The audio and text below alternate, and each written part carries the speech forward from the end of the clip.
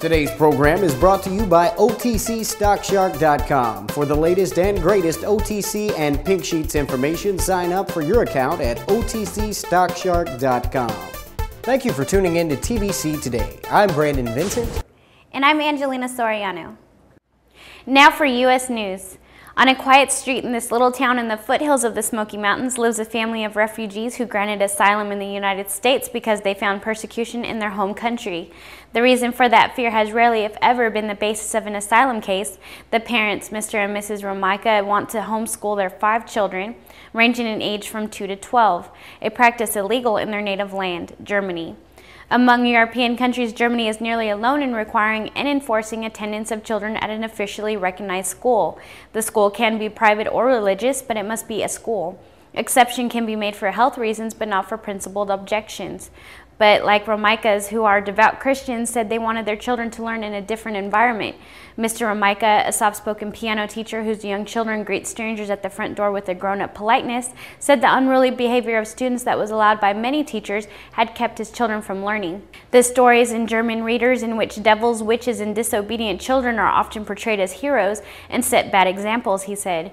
In Germany, homeschoolers are seen as fundamentalist religious nuts who don't want their children to get to know what is going on in the world, who want to protect them from everything. In fact, Mr. Romica said sitting on his sofa as his 3 older children wrote in workbooks at the dining table, "I want my children to learn the truth and to learn about what's going on in the world so that they can deal with it." The reasoning behind the German law cited by officials in court cases is to foster social integration, ensure exposure to people from different backgrounds, and prevent what some call parallel societies. The family has been here for some time, having left Germany in 2008, but it was not until January 2026 that a federal immigration judge in Memphis granted them political asylum, ruling that they had a reasonable fear of persecution for their beliefs if they returned. In a harshly worded decision, the judge denounced the German policy, calling it utterly repellent to everything we believe as Americans, and expressed shock at the other heavy fines and other penalties the government has levied on homeschooling parents, including taking custody of their children. The Romicas had never heard of homeschooling when they set out to find an alternative to the local public school in Germany, where their 2 oldest children were having trouble with rowdy classmates. The nearly private and religious schools were just as bad or even worse. Then a woman in their church mentioned that some families had taken their children out of school altogether. The Romicas read articles on court cases and talked to other homeschoolers in Germany. Eventually, they decided to give it a try. Working with a curriculum from a private Christian correspondence school, one not recognized by the German government, they expected to be punished with moderate fines and otherwise left alone. Now on to Brandon with international news.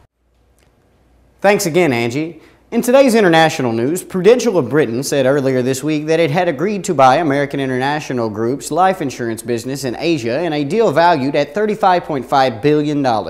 The sale of International American Assurance, which is based in Hong Kong, is commonly known as AIA, would lead to the biggest repayment yet toward the more than $180 billion that the U.S. government has invested in AIG as part of a huge series of government bailouts. The Federal Reserve Bank of New York, which holds preferred shares in AIA, would receive the first $16 billion in proceeds from a sale.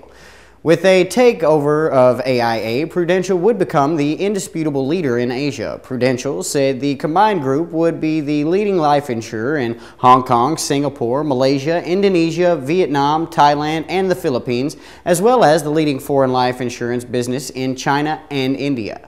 Mr. Thiam, who is the chief executive of Prudential, said that they are combining the 2 strongest international life insurers in Asia. Acquiring AIA accelerates a strategy outlined by Mr. Thiam to increase the firm's revenue in Asia sharply. This region is considered one of the fastest growing markets for life insurance, thanks to a culture of saving and increasing affluence in many countries. Transformational is a word that is very overused, said Mr. Thiam, but this deal is transformational. He noted that in 2008, 44% of new profit for Prudential came in from Asia. If AIA and Prudential had a combined in 2009, the figure would have been 60%. Prudential said that the new company would assume the name Prudential, have headquarters and be incorporated in Britain, and be traded on the London Stock Exchange with American depository receipts traded on the New York Stock Exchange. Once the deal is complete, the company said it intends in due course to seek a dual primary listing on the Hong Kong Stock Exchange. Under the terms of the deal, Prudential would pay about $25 billion in cash and about $10.5 billion in a combination of stock, preferred shares, and convertible preferred shares. The company said it would obtain the cash for the deal through a $20 billion rights issue and a $5 billion in senior debt. The rights issue must be approved by shareholders, and the deal faces other regulatory approvals. Prudential said it anticipated that the rights issue would take place in May and that the transaction would close in the third quarter. Prudential first approached AIG last year, but it was rebuffered because the offer was too low. AIA was founded in 1919 and one of AIG's oldest divisions. It is widely considered one of the top businesses within AIG. The division has about 20 million policyholders throughout Asia, and they are served by 23,000 employees and 300,000 agents. It has customers in more than 14 countries.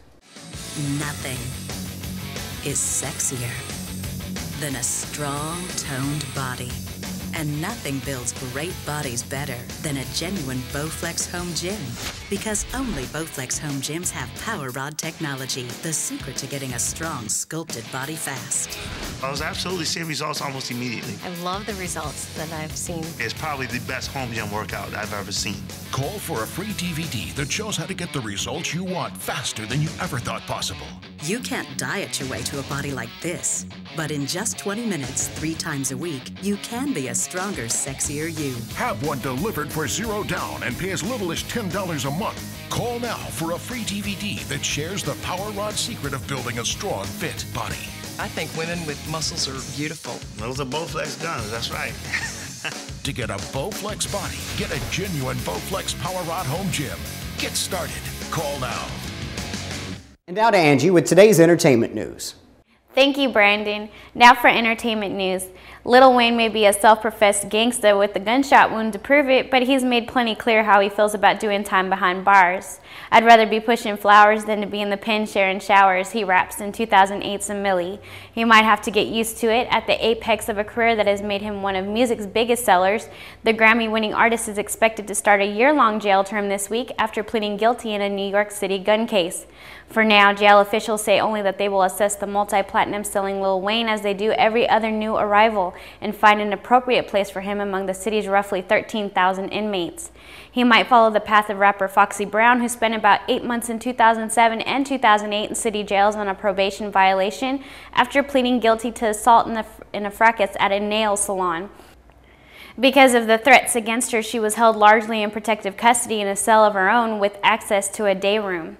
Defense lawyer Stacey Richmond said she intends to ask for protective custody for Lil Wayne, as well as for attention to dental problems that postpone his sentencing by 2 weeks.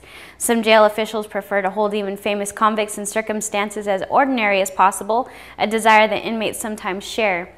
Prison consultant Herbert Holter, whose clients have included epic fraudster Bernard Madoff and NFL quarterback Michael Vick, generally tells clients not to request anything special. Prison officials have good reasons to try to treat famous inmates like any other, lest they face criticism for catering to celebrities. For that reason, New York State prisons sometimes put celebrities together in protective custody units where they interact with each other but not the prison population at large. Lil Wayne, who's 27, pleaded guilty in October to attempted criminal possession of a weapon, admitted having a loaded gun on his tour bus in July 2007. He could end up serving only about 8 months with good behavior. The artist, who accidentally shot himself in the chest when he was 12 and told interviewer Katie Couric, "I'm a gangster," last year, has been a rapper since his teens and a superstar in recent years. His The Carter 3 was the best-selling album of 2008. Thank you for tuning in to TBC Today. I'm Brandon Vincent. And I'm Angelina Soriano.